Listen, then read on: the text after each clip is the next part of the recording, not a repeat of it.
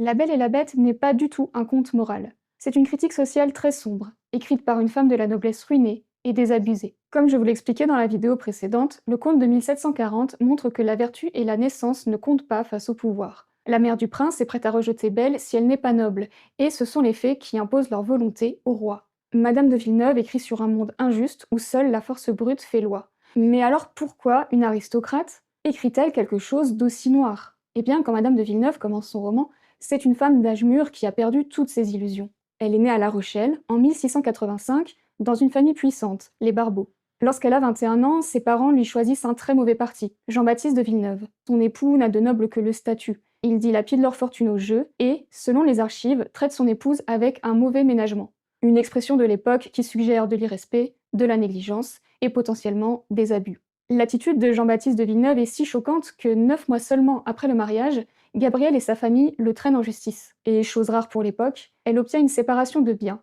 qui lui permet de récupérer sa dot. C'est une mesure vraiment exceptionnelle à une période où les femmes mariées avaient très peu de recours légaux. Mais ce résultat doit aussi beaucoup à la position de sa famille. Les Barbeau appartenaient à la noblesse de robe, ils avaient de solides relations avec les tribunaux locaux. 5 ans plus tard, en 1711, le mariage arrangé prend fin avec la mort de Jean-Baptiste de Villeneuve.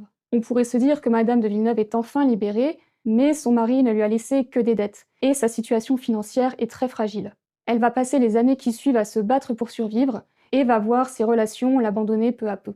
Les premières lignes de La Belle et la Bête racontent cette chute sociale, à travers le père adoptif de Belle, un marchand prospère et vertueux qui se retrouve ruiné du jour au lendemain. Et Madame de Villeneuve précise qu'il se fait abandonner par tous ceux qu'il pensait être ses amis quand il leur demande de l'aide. En 1728, après avoir épuisé tous ses recours, Gabrielle de Villeneuve s'installe dans une chambre à Paris pour vivre de sa plume.